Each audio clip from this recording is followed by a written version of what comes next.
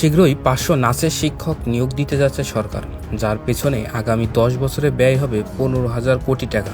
অথচ এই পরিমাণ অর্থ দিয়ে ফুল প্যাকেজের প্রায় 30টি জেফ-7 থান্ডার যুদ্ধবিমান কেনা সম্ভব। সম্প্রতি সামাজিক যোগাযোগ মাধ্যমে ছড়িয়ে পড়েছে এই তথ্য, যেখানে শিক্ষক নিয়োগের বদলে ফাইটার জেট কিনতে সরকারকে অনুরোধ জানাচ্ছে অনেকে। ঘটনার সূত্রপাত ববি হাদ্দাদের এক বক্তব্যকে কেন্দ্র করে। সম্প্রতি প্রাথমিক ও গণশিক্ষা প্রতিমন্ত্রী জানান, প্রাথমিক বিদ্যালয়ে শিল্প ও সাংস্কৃতিক বিষয়ক পাঠ্য বই চালুর উদ্যোগ নিয়েছে সরকার। এর মাধ্যমে আগামী 5 বছরে সংস্কৃতি, নৃত্যকলা, চারুকলা, নাট্যকলা ও ক্রীড়া খাতে প্রায় 50 থেকে 60 হাজার নতুন কর্মসংস্থানের সুযোগ সৃষ্টি হবে। মন্ত্রণালয়ের তথ্য বলছে, 2027 সালের প্রাথমিক বিদ্যালয়ে 4র্থ শ্রেণীতে পাঠ্য বই হিসেবে অন্তর্ভুক্ত করা হবে শিল্প ও সংস্কৃতি।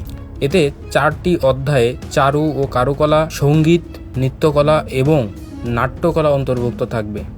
এই বিষয়গুলো পূর্ণাঙ্গভাবে যুক্ত হবে 2028 সালের নতুন কারিকুলামে। প্রতিমন্ত্রী জানান, প্রাথমিক শিক্ষায় সঙ্গীত, নৃত্যকলা ও ক্রিয়াভিত্তিক শিক্ষা সম্প্রসারণের ফলে ভবিষ্যতে বিপুল সংখ্যক বিশেষায়িত শিক্ষক ও প্রশিক্ষকের প্রয়োজন হবে।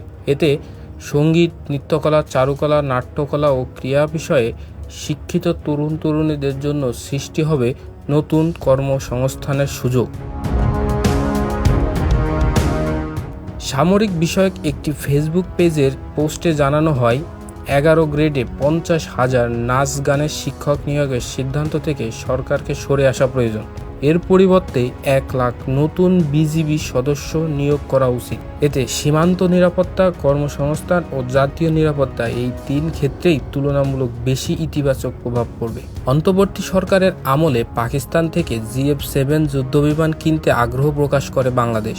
দুই দেশের বিমান বাহিনীর প্রধানের বৈঠকে উঠে এসেছে এই প্রসঙ্গ।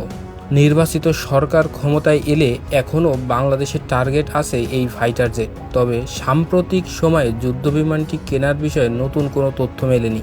এদিকে প্রাথমিক বিদ্যালয়ে পাঠ্যক্রমে সঙ্গীত ও নৃত্যকলা সহ 4টি বিষয়ে বাধ্যতামূলক অন্তর্ভুক্ত করা সরকারি উদ্যোগকে তীব্র নিন্দা ও প্রতিবাদ জানিয়েছে বাংলাদেশ খেলাফত মজলিস। অবিলম্বে এই উদ্যোগ বাতিলের দাবি জানিয়েছে দলটি।